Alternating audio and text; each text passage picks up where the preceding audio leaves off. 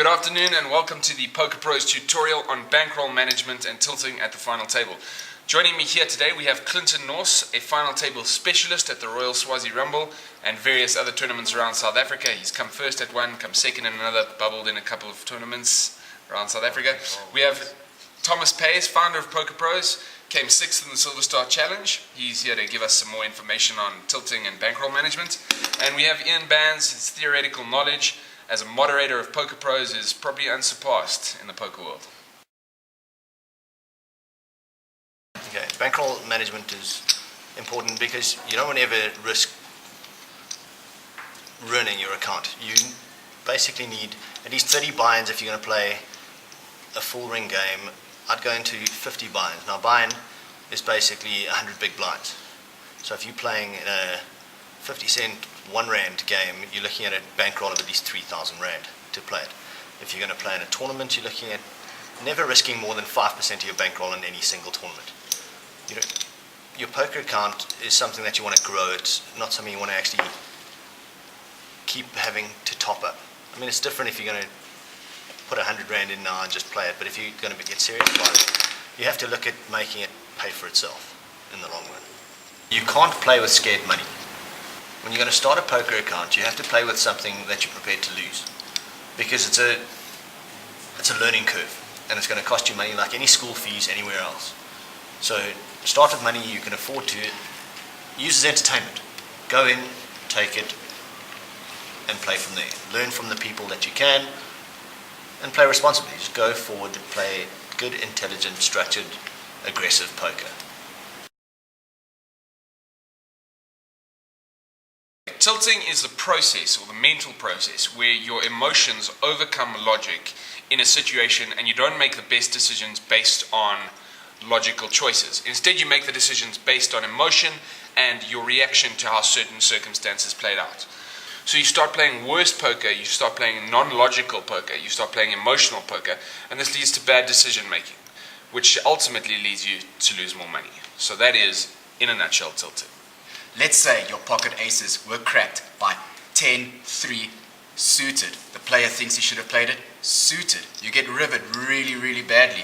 It's a really good idea not to play your next hands. Let's say you pick up King 10 suited. It's a really good idea to fold that hand because you know you're going to be playing that hand really emotionally.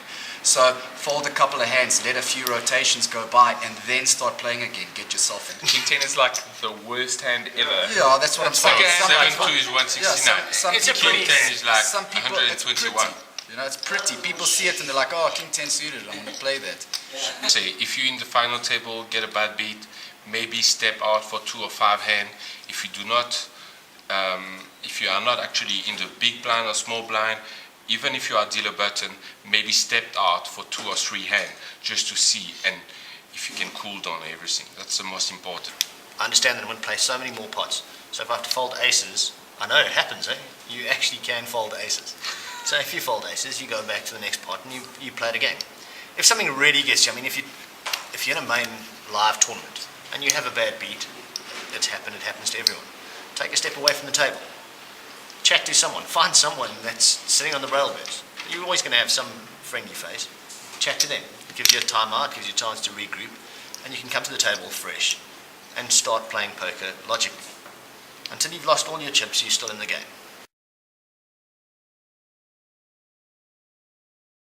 When you finish at the final table, try to study your opponent. Try to find out who are the weakest player in terms of tight play and who are the ones that are maniac in terms of crazy play. You do not want to end up playing against Clint with 200,000, which is triple of what average players have, and end up playing Clint with a 5-6 suited. Try to find out in the hand if Ian or Henry will play basically with ace-king or ace-jack with a tight play. Try to overbet pre-flop. Try to guess and have an idea of out of the tight play if basically you can try to steal the blind. That's the most important. In a 4, 5 or 9 final table, let's take the example of Silver Star. I started my stack with 300,000. I ended up finish 6, yes, taking a big risk and making a mistake, but with 590,000 chips. How did I build up in an hour to 590 from 300,000 is by stealing blind. Remember that you can still blind without taking risk on your pot. Risk 10% maximum. Do not risk half of your stack to basically take a pot home. And just remember, at the end, even though poker is all about skills, in a final table, it's always about luck.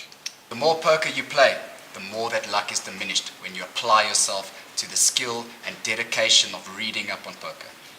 Right, guys, well, thank you very much for your informative discussion, and thank you very much to Clinton Norse for coming into the offices and joining us today to take part in this discussion. Your advice is well appreciated. Thank you very much for joining us today, and next week we'll be talking about position, blinds, raising, ranges. Have a good afternoon. Ciao. Goodbye.